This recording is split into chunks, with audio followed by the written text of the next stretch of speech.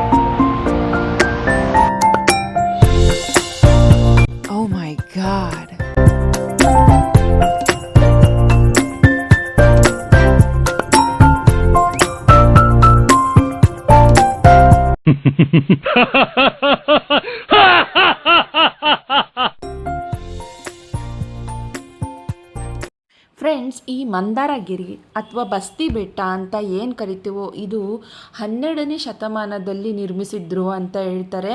ಅಂದರೆ ಯೋಚನೆ ಮಾಡಿ, ಎಷ್ಟು ಶತಮಾನದ್ದು, ವರ್ಷದಲ್ಲ ಶತಮಾನದ್ದು ಅಂತ ಹೇಳ್ಬೋದು ಅಂತೇಳ್ಬಿಟ್ಟು. ಹಾಗೆ ಹೊಯ್ಸಳರು ಇದನ್ನು ನಿರ್ಮಿಸಿದ್ರು. ಅವ್ರ ಕಾಲದಲ್ಲಿ, ಹೊಯ್ಸಳರ ಕಾಲದಲ್ಲಿ ಇದನ್ನು ನಿರ್ಮಿಸಿದ್ರು ಅಂತ ಹೇಳ್ತಾರೆ. ಹಾಗೆ ಇದು ಒಂದು ಜೈನ ಧರ್ಮದ ದೇವಸ್ಥಾನ ಆಗಿದೆ. ಇದು 23ನೇ ತೀರ್ಥಂಕರರಾದ ಪಾರ್ಶ್ವನಾಥರವರ ಬಸದಿಯಾಗಿದೆ ಅಂತ ಹೇಳ್ತಾರೆ. ಇಲ್ಲಿ ಪ್ರಮುಖ ದೇವಾಲಯ ಅಂತ ಅಂದ್ರೆ ಪಾರ್ಶ್ವನಾಥರದ್ದು. ತುಂಬ ಚೆನ್ನಾಗಿದೆ. ಹಾಗೆ ಅವರ ಪಾದಗಳನ್ನು ಸಹ ನಾವಿಲ್ಲಿ ನೋಡ್ಬೋದಾಗಿದೆ.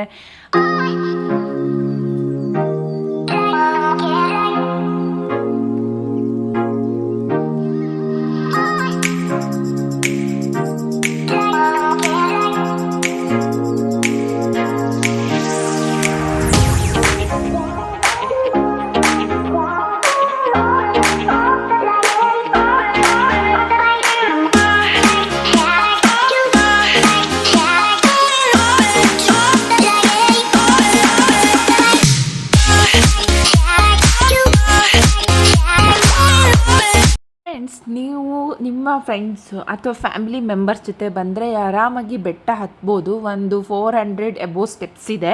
ಒಂದು ಹಾಫ್ ಆನ್ ಅವರಲ್ಲಿ ಹತ್ಬೋದು. ಮತ್ತು ಆಟೋ ಫೆಸಿಲಿಟೀಸ್ ಸಹ ಇದೆ. ನೀವು ಆಟೋದಲ್ಲಿ ಬೇಕಾದರೆ ಬರ್ಬೋದು. ಇಲ್ಲ ಓನ್ ವೆಹಿಕಲ್ ಇದೆ ಅಂತ ಅಂದರೆ ಓನ್ ವೆಹಿಕಲಲ್ಲಿ ಸಹ ಬರ್ಬೋದು. ಇವಾಗ ರೋಡೆಲ್ಲ ಪರವಾಗಿಲ್ಲ, ಚೆನ್ನಾಗಿದೆ. ಬಟ್ ಫುಲ್ ಟರ್ನಿಂಗ್ ಇರೋದ್ರಿಂದ ಸ್ವಲ್ಪ ಜೋಪಾನಾಗಿ ಬರಬೇಕು.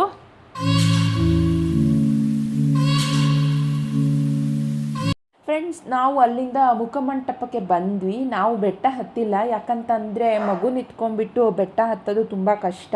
ನಾವು ಸಂಜೆ ಒಂದು 5 o'clock ಅಷ್ಟೊತ್ತಿಗೆ ಹೋಗಿದ್ದರಿಂದ ಬಿಸಿಲೇನು ಅಷ್ಟೇನು ಇರಲಿಲ್ಲ, ಚೆನ್ನಾಗಿತ್ತು.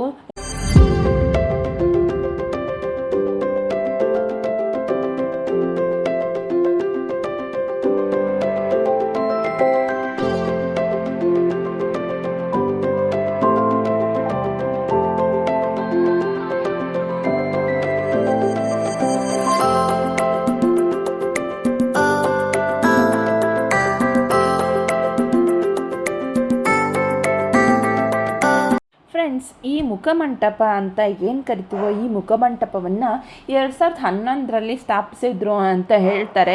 ಇಲ್ಲಿ ಕಾಣುವಂಥ ಈ ಚಂದ್ರನಾಥ ತೀರ್ಥಂಕರರ ಏನು ಪ್ರತಿಮೆ ಇದೆಯೋ ಇದು ಒಂದೇ ಕಲ್ಲಿನಿಂದ ಕೆತ್ತಿದ್ದಾರೆ ಅಂತ ಹೇಳ್ತಾರೆ. ಎಷ್ಟು ಚೆನ್ನಾಗಿದೆ ನೋಡಿ. ಒಂದು ಜೈನ ಧರ್ಮದ ಪರಂಪರೆಯನ್ನು ಜನಗಳು ಹೇಗೆ ಉಳಿಸ್ಕೊಂಡು ಬಂದಿದ್ದಾರೆ ಅಂತ ಹೇಳ್ಬಿಟ್ಟು.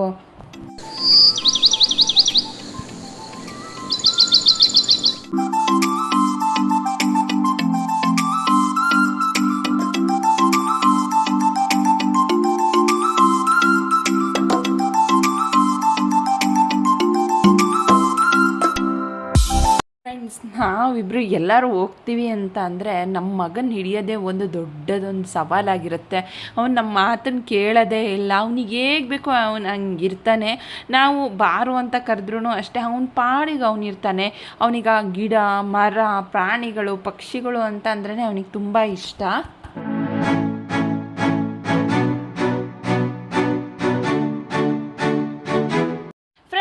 ಈ ಮಂದಾರಗಿರಿಯಲ್ಲಿರುವಂತಹ ಗುರುಮಂದಿರವನ್ನು 2014ರಲ್ಲಿ ಕಟ್ಟಿದ್ರು. ಇದು 108ನೇ ತೀರ್ಥಂಕರರಾದಂಥ ಶಾಂತಿಸಾಗರ್ಜಿ ಮಹಾರಾಜ್ರವರಿಗೆ ಅರ್ಪಣೆಯಾಗುತ್ತೆ. ಇವರು 20ನೇ ಶತಮಾನದಲ್ಲಿ ಜೈನ ಧರ್ಮದ ಪ್ರಚಾರಕರಲ್ಲಿ ಇವ್ರದ್ದು ಒಂದು ಮಹತ್ವವಾದ ಸ್ಥಾನ ಇದೆ ಅಂತ ಹೇಳ್ಬೋದು. ಇಲ್ಲಿ ತುಂಬ ಚೆನ್ನಾಗಿದೆ. ಇಲ್ಲೆಲ್ಲ ನಿಂತ್ಕೊಂಡು ಫೋಟೋಗ್ರಫಿಗೆ ಎಲ್ಲದಕ್ಕೂ ಚೆನ್ನಾಗಿ ಕಾಣಿಸುತ್ತೆ. ಒಂದು ಬೇಜಾರು ಏನಂತಂದರೆ ಒಳಗಡೆ ಫೋಟೋ ಸೆಷನಿಗಾಗಿರಲಿ ಅಥವಾ ವಿಡಿಯೋ ಮಾಡ್ಕೊಳ್ಳೋಕ್ಕಾಗಲಿ ಅವಕಾಶ ಇರಲ್ಲ.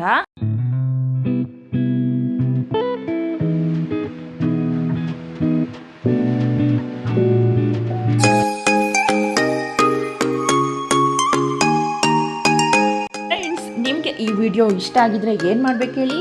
ಲೈಕ್ ಮಾಡಬೇಕು, ಶೇರ್ ಮಾಡಬೇಕು, ಹಾಗೆ ನನ್ನ ಚಾನಲ್ಗೆ ಸಬ್ಸ್ಕ್ರೈಬ್ ಮಾಡ್ಕೋಬೇಕು. ಇನ್ನು ಹೆಚ್ಚೆಚ್ಚು ವಿಡಿಯೋದಲ್ಲಿ ನಾನು ನಿಮಗೆ ಸಿಗ್ತೀನಿ. Thank you.